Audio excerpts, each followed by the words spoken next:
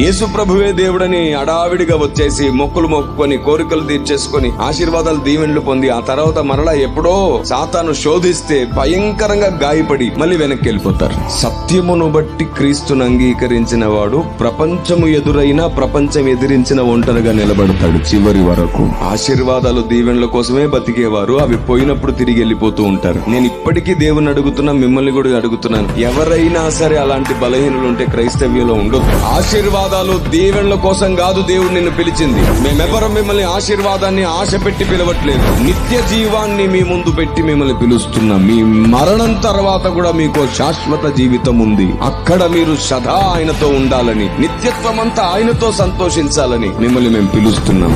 మేమే చెబుతున్నాం, ఆశీర్వాదాలు దీవెనల కోసం మందిరానికి రావద్దు. మరి దేని కొరకు రావాలి?